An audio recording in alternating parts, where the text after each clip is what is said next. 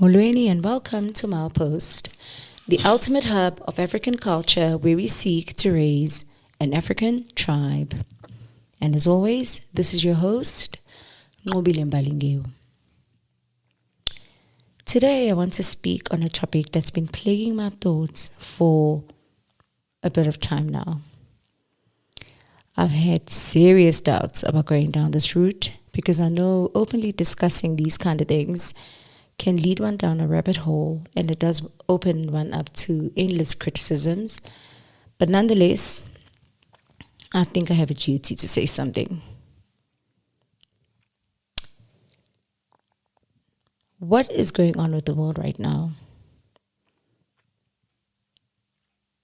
And the second question is, what is going on with you? What is happening with each of us? Because here's life as I see it at this moment. And I'm including myself in this as well, right? We wake up, we eat, work, go to the toilet from time to time, unconsciously allocate time to scroll on our phones, then we go to sleep.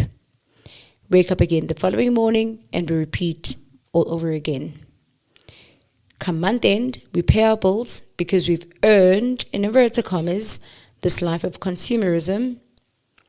And we do, of course, when we're lucky, we spend time exercising, and we allot time to go out for lunches and brunches and dinners with some friends. And if we've earned a little bit more money, we plan vacations with our family, and we call this whole big thing life. But if we're so alive, then why are we increasingly unhappy? Why are so many of us living with this angst and this gnawing feeling that we can't quite name? I'll give you some examples. So in 2021, Greenland, a country with a very sparse population of just under 57,000 people, was recorded as having the highest suicide rates in the world. That was 2021. Fast forward to 2025, Lesotho, which sits enclaved within South Africa, holds this title. And this is all according to the World Population Review.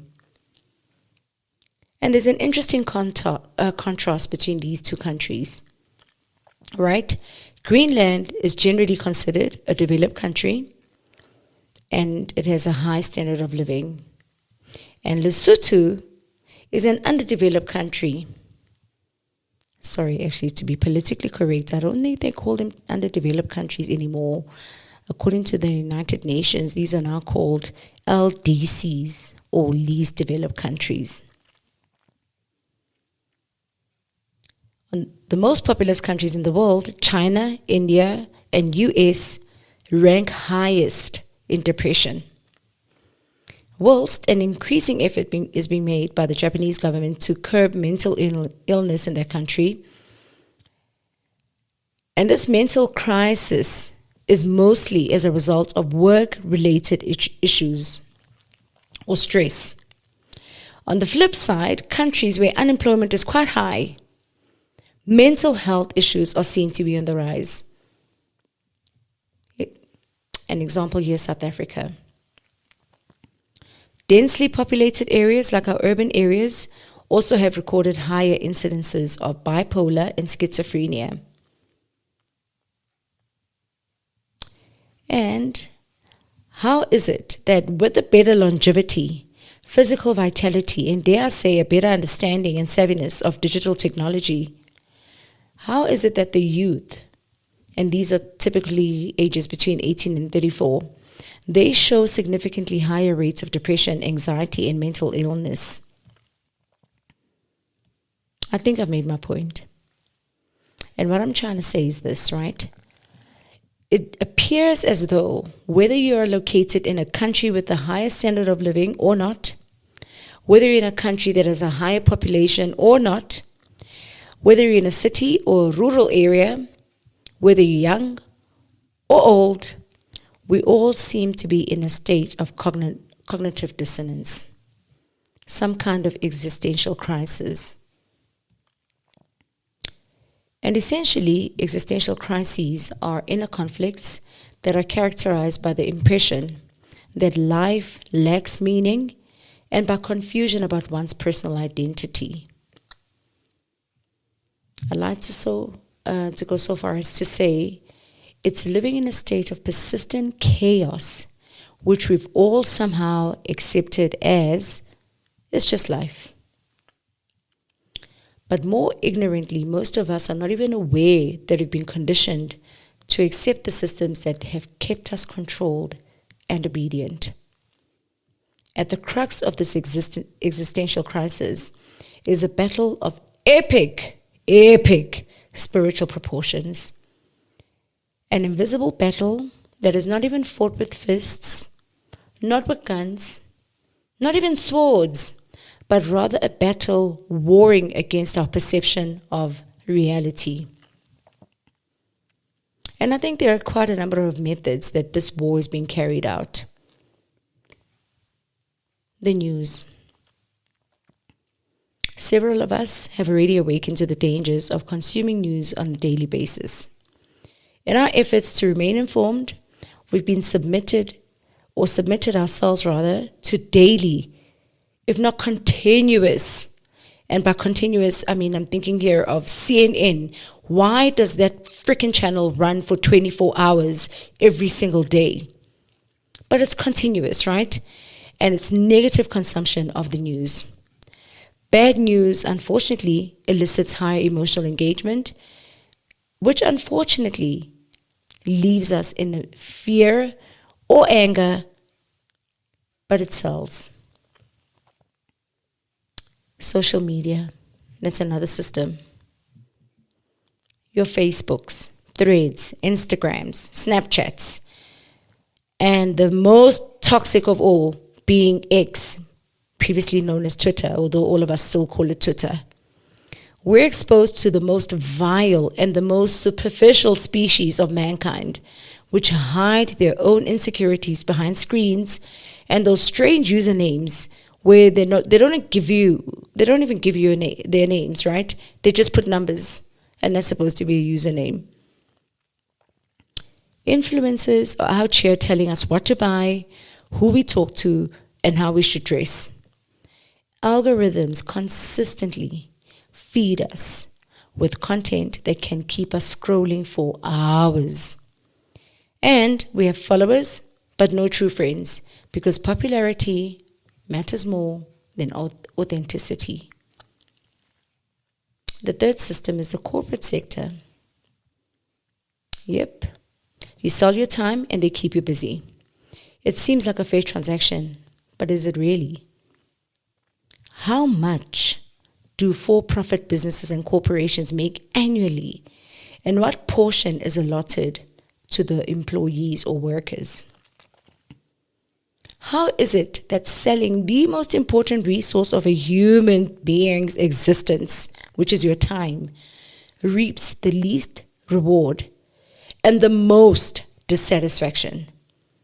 As seen with the case I mentioned earlier of Japan, where work-related stresses are causing a lot of mental issues. The fourth one is entertainment. And for me, I think this is the second most sadistic. It's the way in which the masses are kept occupied. We spend our time and energy glued to arenas and screens where someone else has written the script. An hour or two stolen away, just like that.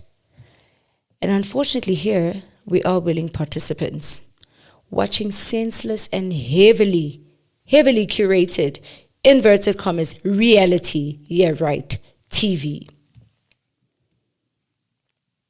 The fifth system, I think, is consumerism. You know, a colleague said something that has stuck with me the other day. You know, a lady in my team was wearing a beautiful jacket, which used to be worn by her grandmother. And the guy sitting next to her says, you know, with all this cheap fashion we're buying, and I'm paraphrasing here, right? But he says, you know, with all this cheap fashion we're buying, we won't even be able to leave anything for our children. And I think he's right, guys. We have smaller houses and closets, but so much junk that we've packed in all those square boxes, more clothes, more cars, more shoes, more appliances, even more dishes, but we don't even get visitors. And we just keep buying more. Even our traditions have been turned into consumer rituals. Valentine's Day, Christmas, even that dreaded holiday of Halloween.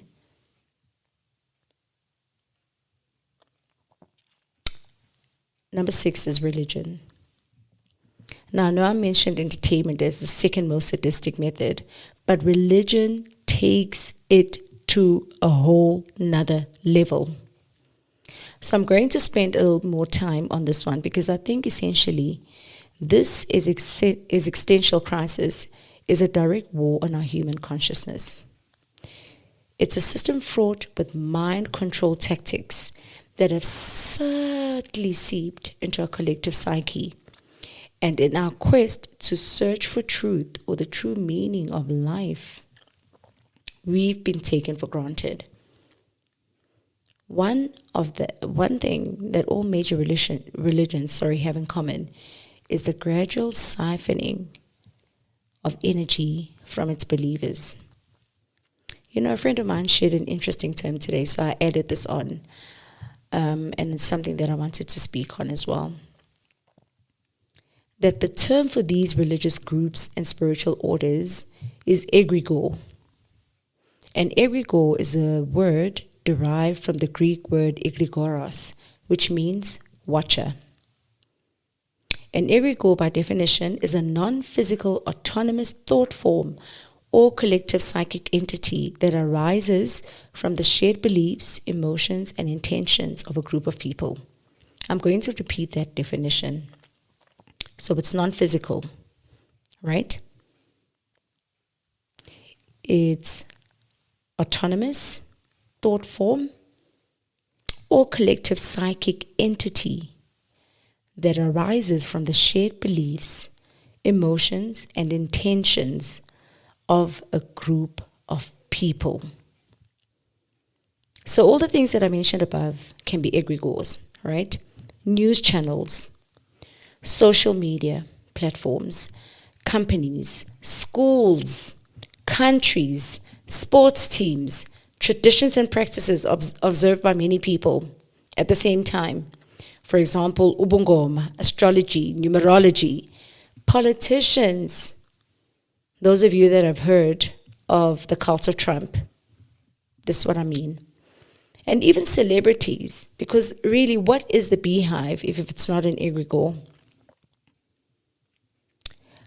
But all of these that I've mentioned, to me anyways, they pale in comparison when compared with the most lethal egregores of all, and those of the religious kind.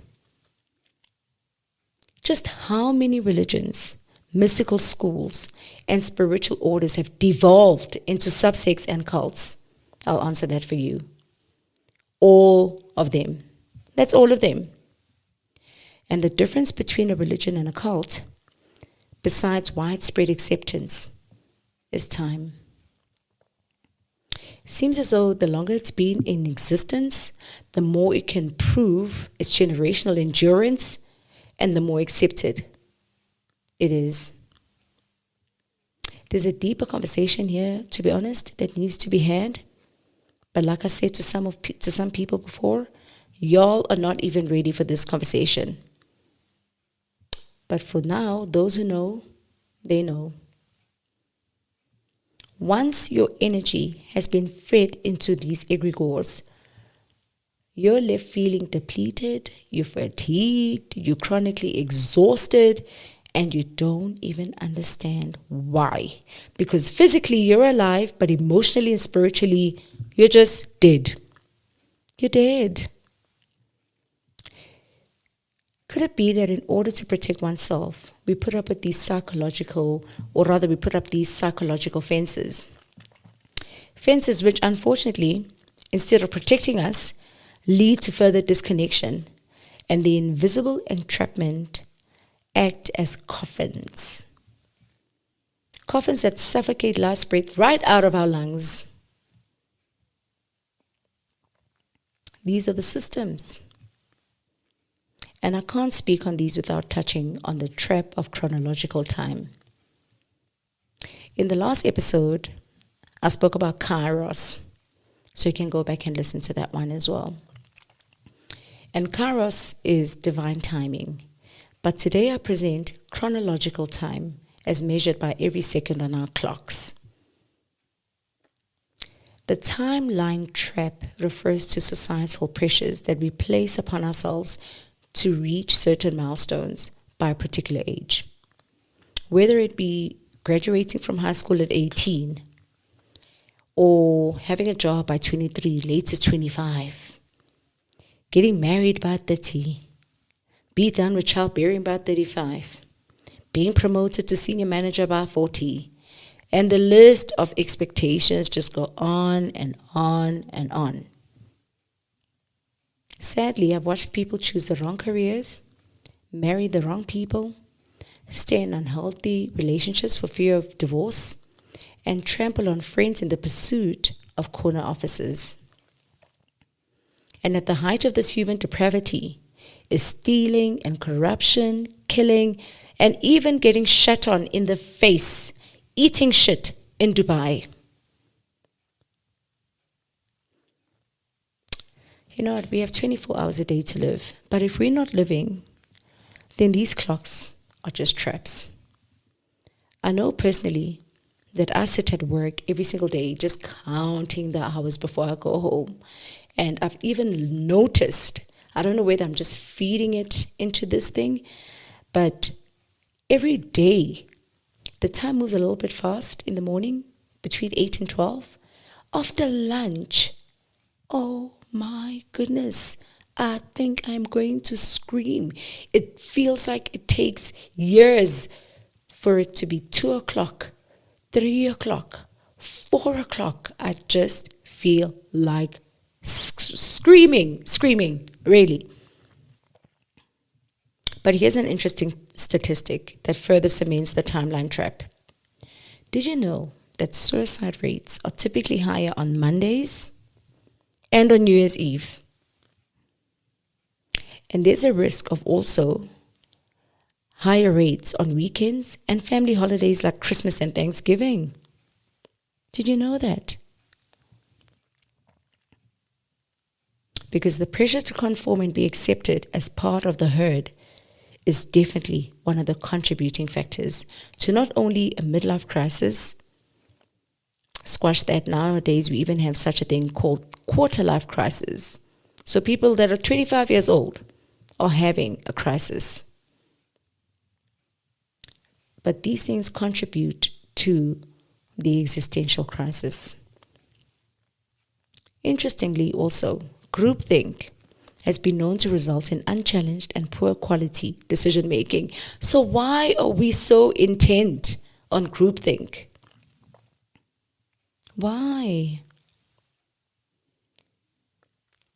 Okay, so we've got these systems, but what do we do? How do we fight against these systems that are designed to enslave us? I mean, we're physically born into them and we die within them. So what do we do? And I'm going to be dead honest. As someone who's also in the hamster wheel or the so-called matrix, I can't present an exhaustive list of what I think we should be doing. But I can share what I think is beginning to work for me. All right, here's what we do. Number one, we accept. Acceptance, right? And that's not acceptance as a resignation, right? That this is just the way things are. But acceptance as a step to awareness, you know?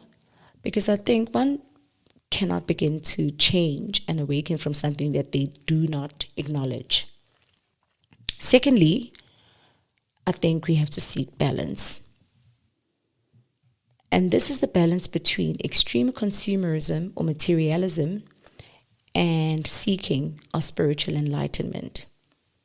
The former, materialism, is a shallow consumption of matter, which weighs us down with its density, right? And the latter, this is the seeking of spiritual enlightenment,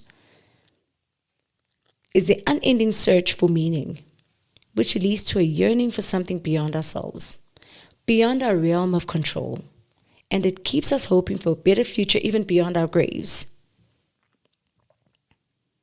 The third is attention. And this follows from what I just mentioned, right? Living in the future, or even worse, living in the past, which takes our attention away from being present. The best way to keep ourselves in this moment is through attention and ultimately gratitude. If we were to live even by the religious precepts, which we do all purport to significantly support, then mindful breathing, meditation, and prayer should be a ceaseless practice. To expand on this, we need to pay attention to what we give our attention to. Because like they say, garbage in, garbage out. And it's a simple rule. The fourth, and this is also linked very closely to attention, is silence. You know, the world is already so noisy. So how can we claim to know ourselves when we've never bothered to just be still? Just shut up. If we're always running around, always talking, always listening, and taking in stimulants, when do we make the time to listen to ourselves and observe the inner workings of the divine, of God, which whispers through our heartbeats and the coursing of blood through our veins? I know it sounds poetic, but it is true. Nothing that moves doesn't make a sound.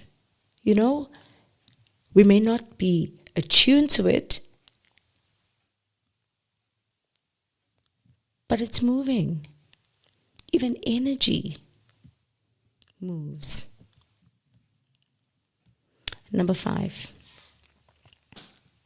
And I would say it's harnessing our creativity. Now, I'm known to have a number of hobbies. And what I've learned is that through challenging myself, I've come to learn just how creative I am. Because with every stroke of my cello, I create a sound. And every glide of my skate on ice, it shifts me from one position to another. Every time I write a poem, I link thoughts and create new neural pathways. Creativity leads to vitality, and I strongly believe that it's also a direct expression of God. The last one I'd like to present is critical thought. So this one is a topic that I'm going to touch on in the next episode, so I won't go into depth, right? This is just a soft introduction though, right? I believe critical thinking helps with not taking everything at face value. Being involved with the process of mastering something. I don't care whether it's a language or a skill, an art piece or music. It doesn't matter, right? I do think it keeps us in that flow state that naturally opens us up to a deeper understanding of the present.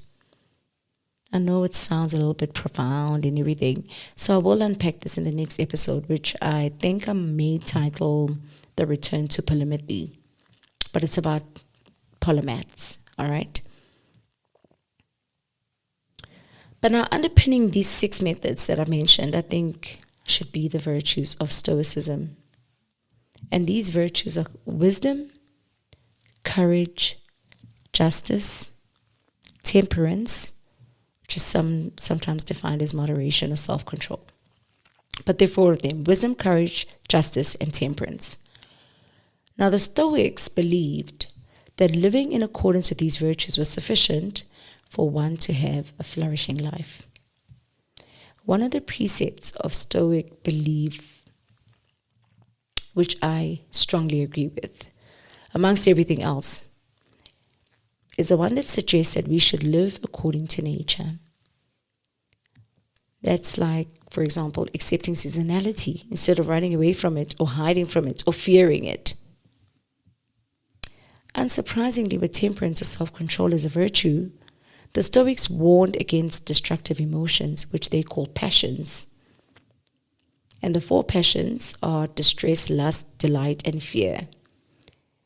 And they believe that these lead to false self-beliefs and faulty judgments, which eroded one's emotional resilience.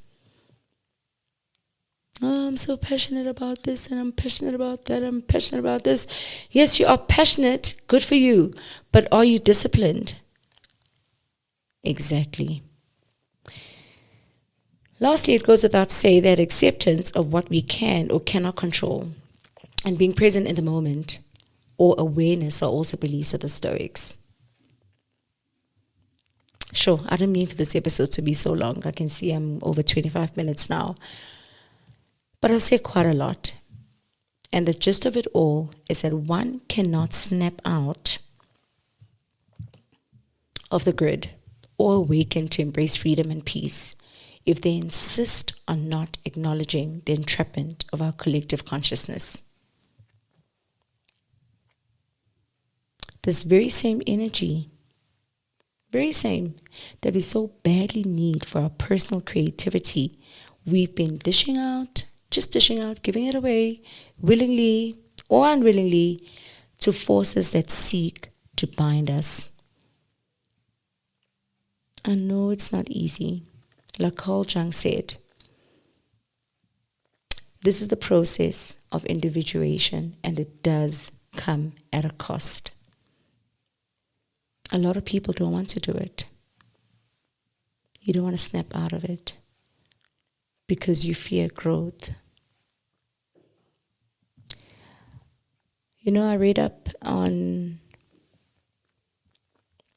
the eagle and what it does. So at a certain point of life, I think around the ages of 40, an eagle has a choice to go to a mountain by itself, and they break their beak, they pluck out their old feathers, and they get rid of their old claws. And what then happens is that they would grow a new beak, they would grow new feathers and claws, and they can then live up to 80 years. So basically they have a process of renewal, right? But us human beings, we're too weak, I guess. We don't want to do the hard work. We accept that we're just born into certain families, certain systems, and we accept the way of life as it is, and we refuse to grow. And I guess people are scared. They're scared of being misunderstood or being termed crazy or even treated like an outcast just for being different. That being said, I do think that the existential crisis can be beaten. We can find the peace that surpasses all understanding